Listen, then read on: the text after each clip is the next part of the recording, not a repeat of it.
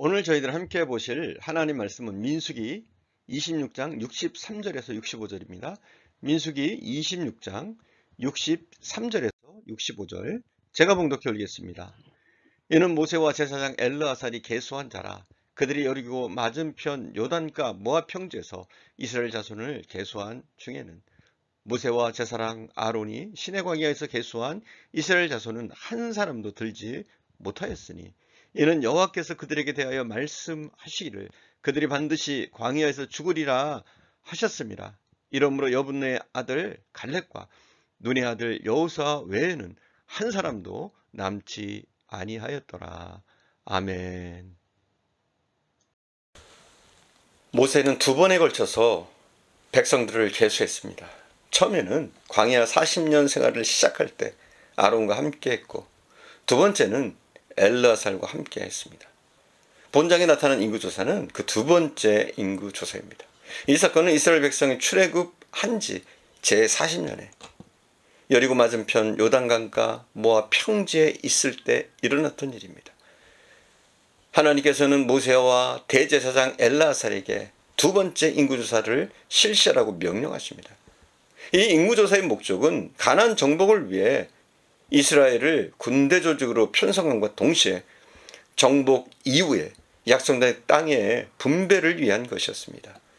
이제 이스라엘의 방황은 끝났습니다. 이제 이스라엘 백성들은 꿈에도 그리던 가나안을 목전에 두고 서 있었습니다. 그러나 처음 인구조사를 했을 때 계수됐던 사람들 중 단지 둘만이 생존했습니다. 누구입니까, 여러분? 여호와 하나님을 긍정적으로 바라보고 따랐던 여호수아와 갈렙 두 사람만이 생존했습니다. 하나님께서는 개개인을 다루는 것처럼 한 민족을 다루셨습니다. 그럼에도 불구하고 하나님께서는 아무도 놓치지 않으셨습니다. 하나님께서는 아무도 놓치지 않으십니다. 하나님께서는 자신이 택하신 백성을 결코 놓치지 않으십니다. 하나님께서는 주무시지 아니하시며 무소부재하시고 전지전능하심으로 자신의 백성들을 온전히 감찰하십니다. 우리가 간절한 마음으로 하나님을 바라보면 우리의 작은 신음에도 하나님은 응답하십니다. 하나님의 불꽃 같은 두 눈은 결탄코 우리를 놓치지 않으십니다. 그러므로 우리는 어떠한 경우이든지 그분이 우리를 놓치지 않고 우리가 어디로 갈지라도 함께 하신다는 사실을 기억하면서 우리는 어떤 삶 가운데서도 어떤 상황 가운데서도 두려움을 가질 필요가 없습니다. 그분은 잃어버린 양과 잃어버린 동전을 찾으십니다. 그분은 나를 사랑하셨고 나를 위해서 그분 자신을 주셨습니다. 그런데 하나님께서는 자신을 따랐던 여호수아와 갈렙만 놓치지 않은 것이 아니라 1차 인구조사의 대상이었던 20세 이상의 백성 전체를 놓지 않으셨습니다. 가데스 바적 사건으로 여호수아와 갈렙을 제한 모든 백성은 죽을 것이라고 말씀하신 대로 한 명도 예외 없이 2차 인구조사에서는 계수될 수가 없었습니다. 즉 60만 3,560명에 달하던 1차 인구조사 때의 인구 중에 오직 여호수아와 갈렙만 살아남았습니다. 그들 외에는 아무도 남지 않았습니다. 만일 여러분이 겨자씨 하나만한 믿음이 있다면 그것은 그분의 주목을 끌 겁니다. 그분은 그 겨자씨 하나만한 믿음을 보시고 우리를 붙잡으시고 우리를 인도하시고 우리를 축복하실 겁니다. 여러분의 몸이 약해져 병들게 된다고 할지라도 여러분 자신을 그분의 손길에 맡기기만 한다면 그분은 어루만지시고 치료하시고 다시 새롭게 하시고 모든 것을 채워 주실 줄 믿습니다. 사랑하는 여러분, 성령을 사모하고 위로부터 내리는 그 은혜를 사모하시기를 바랍니다. 그렇게 우리가 사모하며 나갈 때 오순절 마가의 다락방에 부으셨던 성령을 저와 여러분에게도 주실 줄 믿습니다.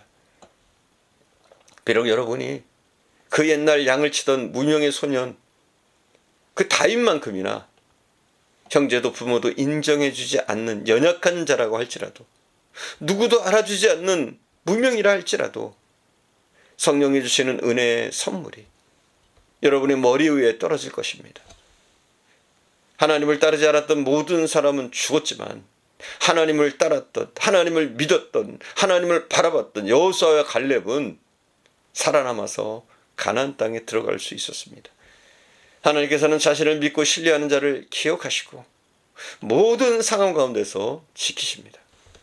하나님께서는 자신의 나라를 온전히 확장해 나가기 위해 자신을 믿고 의지하는 믿음의 종들을 지금도 필요로 하십니다. 그리고 그들을 찾고 계십니다.